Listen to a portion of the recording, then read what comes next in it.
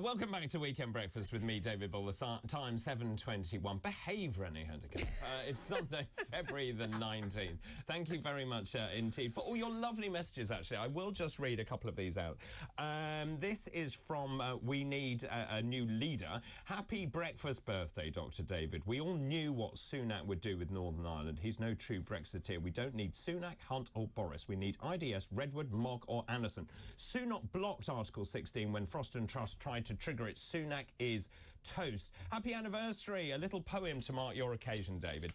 He landed on talk like a tornado on our screens. His joyous personality was a viewer's dream. His energy and sense was a joy to behold. Don't ever change, David. The public are sold. That's really lovely. Thank you very much indeed. And Alison in Suffolk. Oh, that was Jackie. Thank you very much indeed, Jackie. Alison in Suffolk says, good morning, David and Renée. Happy one-year talk anniversary. You are two of my favourite presenters. Looking forward to a great show. As for Boris, he should keep quiet and leave Rishi to get on with it. But then the papers love it when past prime ministers get involved in these things. And one more, I will just do one more. VJ Bond says, David, I watch your show every week. I love you and Renée. Could you please do a shout-out for my son, Nicholas, who has just graduated with honours from university. Very good. Last night we had the graduation party and we are all very proud, exactly as you should be. Actually, one more. Stu says, a great late-night bedtime listening with Dr. Hoenderkamp and David Bull on Talk TV. I'm listening here in Edmonton, in Canada. Wow, amazing. Shout out, please, to all of the UK expats worldwide. I am really missing home, but I love the show. Thank you very much. That's so nice, so nice, so nice. Talking of so nice, joining us this morning to take us through this morning's papers is Andrew Eborn, barrister and broadcaster, but without your wig. Where's your wig? I'm so sorry. It was too much toupee. See what I did there? Thank you. I'm here all week. But I brought some poppers because it's the one-year anniversary. Hey! You were so disappointed that was the popper, weren't you? And they say barristers aren't theatrical. I know. It's an absolute joy. But many congratulations. It is one of my highlights of the year is coming on. We did Christmas together while you were sick.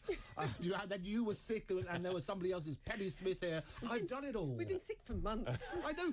But what I love about you share everything. So when I came on last year, you had like red eye and then you caught the red eye and then you got some lurgy something and then you gave it.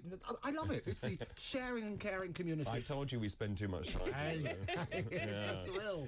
Right, shall we look through this morning's papers? I mean, this big story, obviously, I talked about it briefly this morning, Northern Ireland Protocol.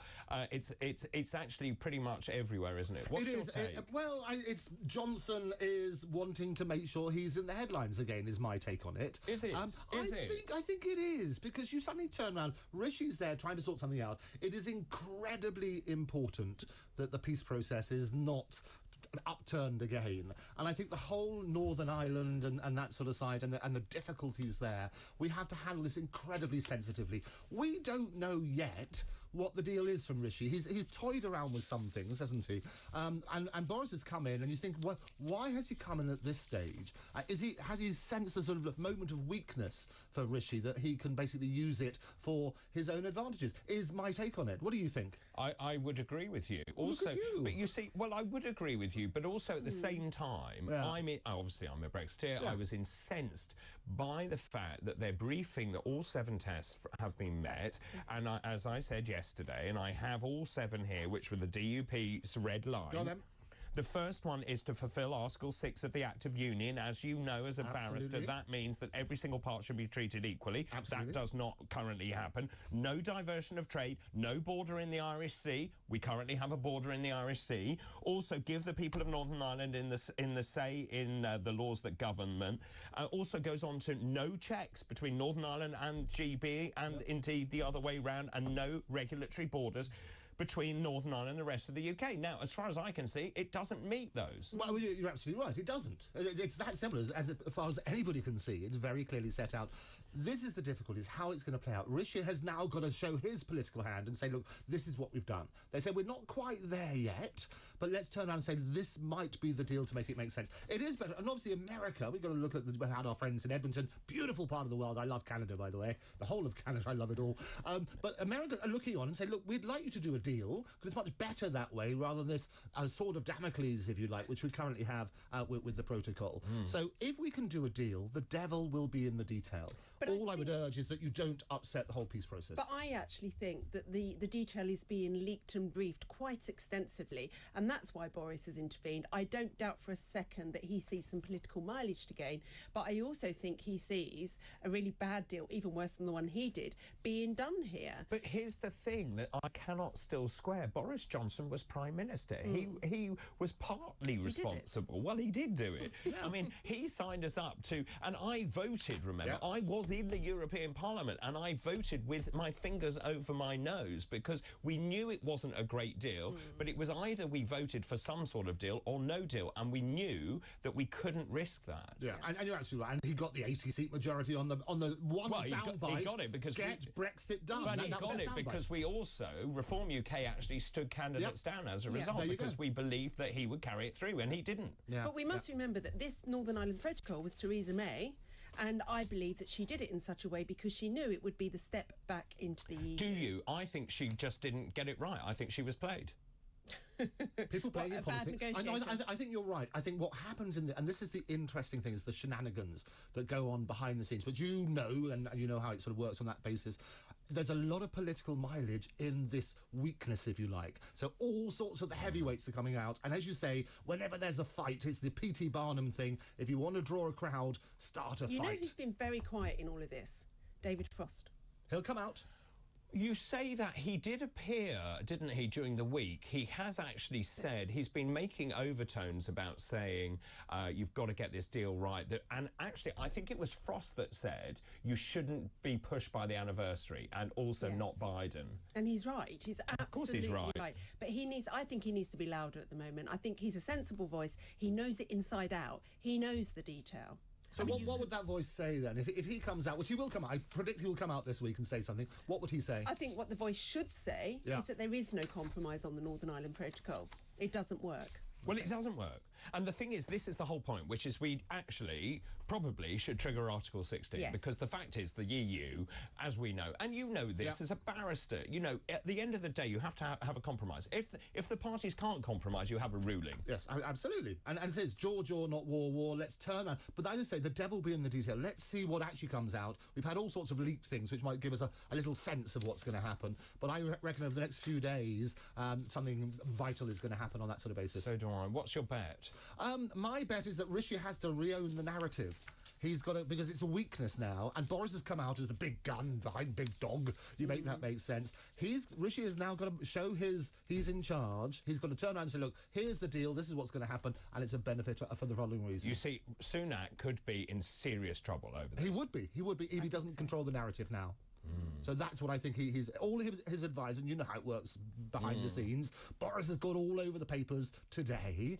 Rishi's got to come over the papers in the next few days with, we've got the solution, this is it, it's going to benefit all people, going back to the rule of 7 and make that make sense. I mean, I still think it's extraordinary that actually when you poll Remainers, they're now saying we can't compromise. Because we've reached this position, we voted to leave, and even if you voted Remain, many people are saying, look, actually it was the democratic will of the people, and actually when we do this, we need to do it properly. And quite frankly, you cannot have a foreign power adjudicating on matters reserved to the United Kingdom. It's one of the basic things, isn't it? The trouble is people didn't really understand what it meant.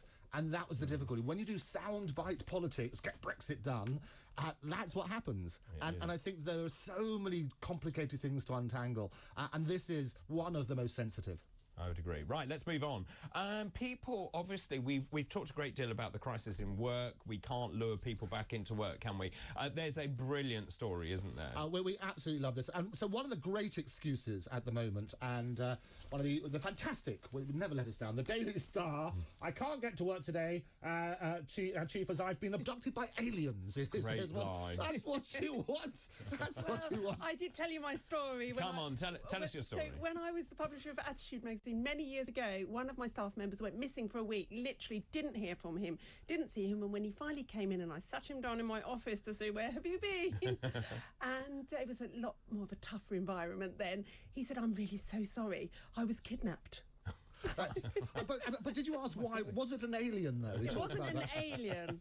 It wasn't an alien. I mean, it is extraordinary, these excuses. I mean, how could you even think you can get away with It's something I've eaten, is what they've said. You know, I actually had another member of staff who disappeared for a long period of time, and he was in prison. Oh, my goodness. Did he not send a little sick note? And you know, I kept his job open for him. How he was in he for was life? in for 3 months. So despite your appearances, you're really nice, actually. Right, let's move on.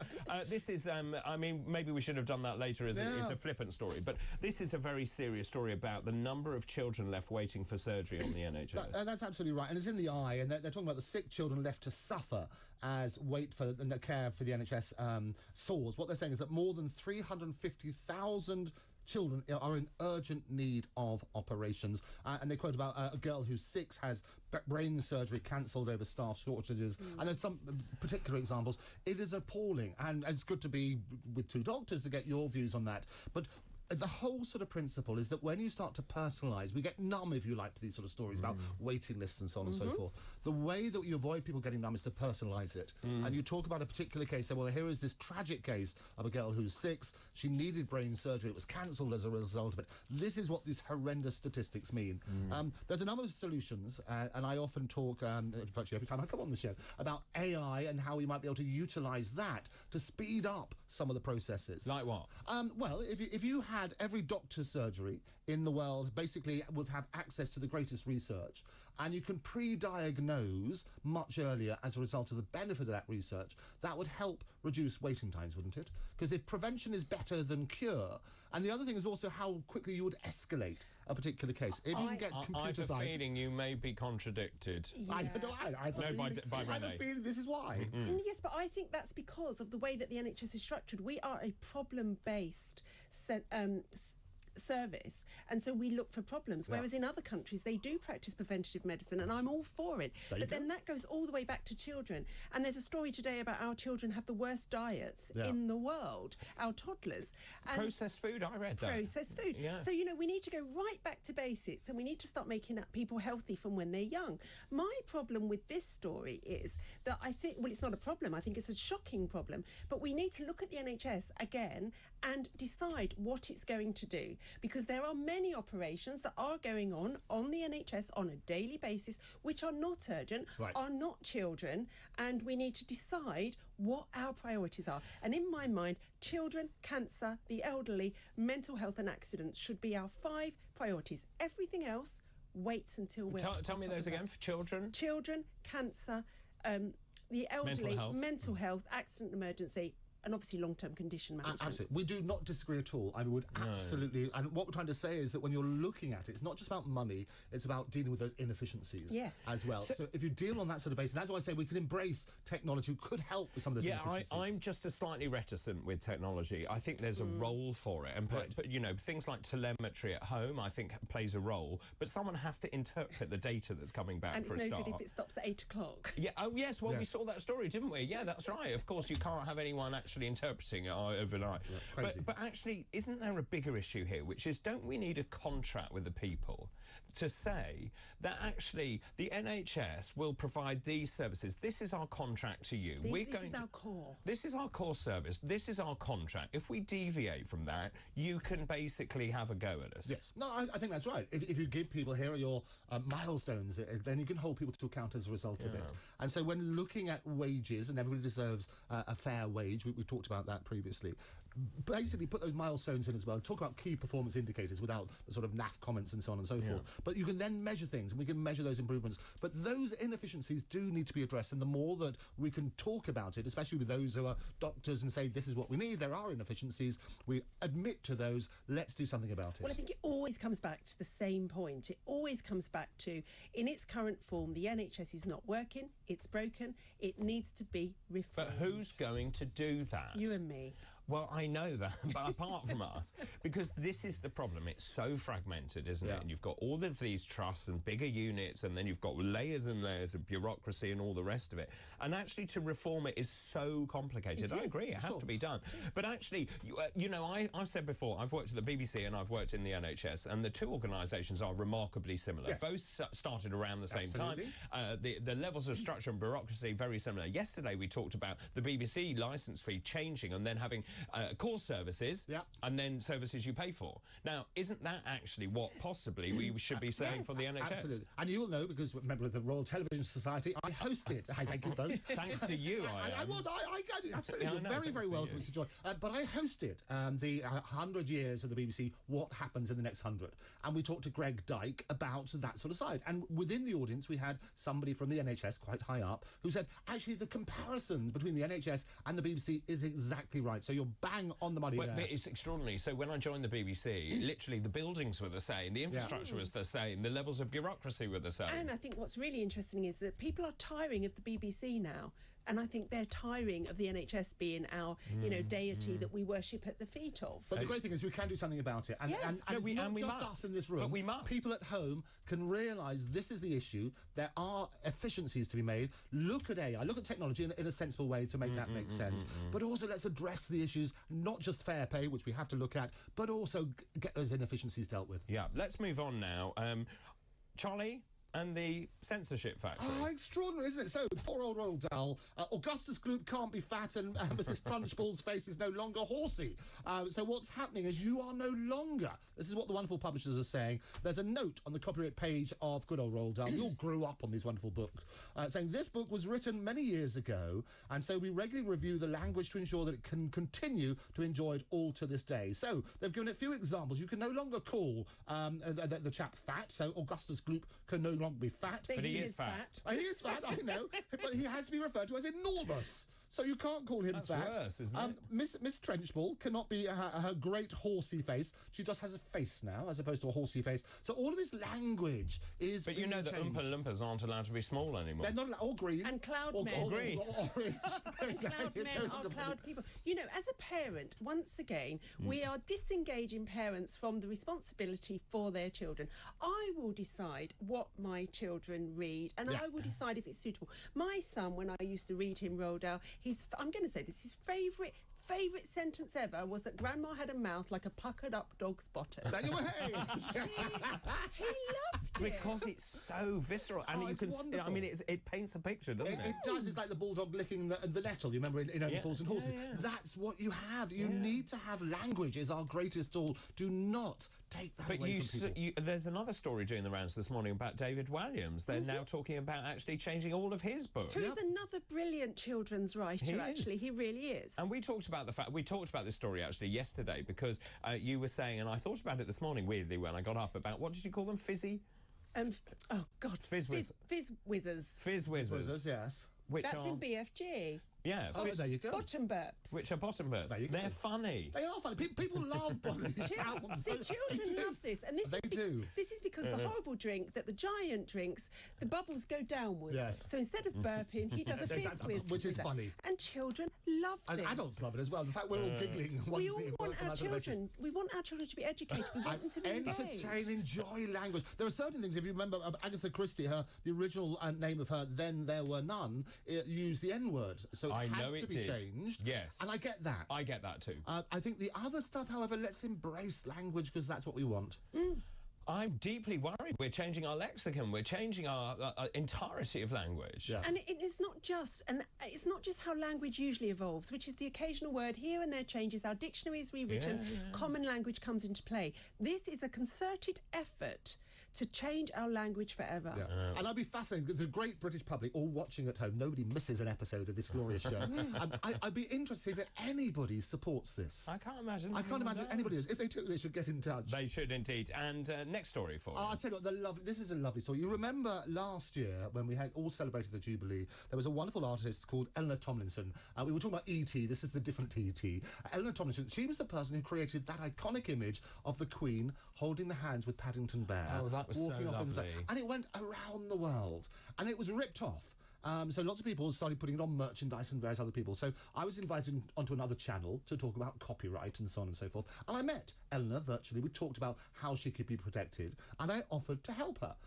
So we have now combined forces, and I'm looking at doing lots of licensing deals around the world. So we've got a big deal with a puzzle manufacturer. I've done a deal for her in Japan as the new... With the same image? With different images. So she's now coming up with that sort of stuff. She's got a wonderful, rich body of work. And in the next few days, on Tuesday, Pancake Day, she's going to be releasing her Coronation image. And she's been drip-feeding those sort of images around the world. But we've already got this to make sure she's Have you protected. seen the Coronation I have. image? I've seen, it is fantastic. You will love it. So we'll get you... We'll reveal it here as well. So I just saw something whiz past on the screen. There it is.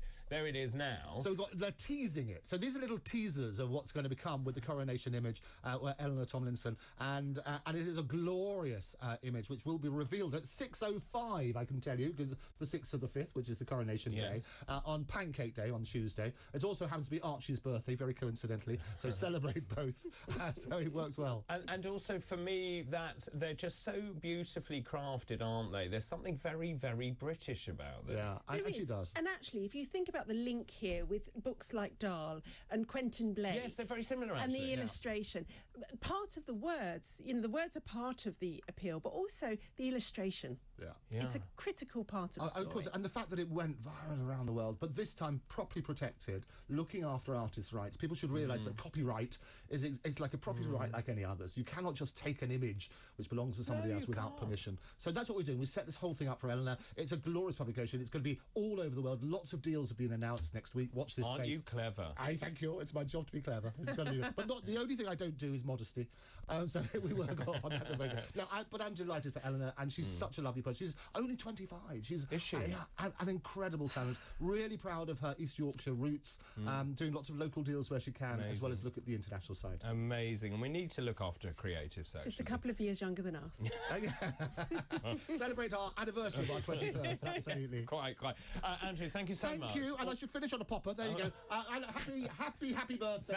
Thank you very much. Happy Talk TV birthday. Thank you very much, Andrew. Always a pleasure. Thank you very much indeed for coming in. I shall remove the streamers from my hair. Or maybe not, actually. It's quite a look. After the break, we'll take your calls, your thoughts and your messages. This is Talk TV, broadcasting live from central London.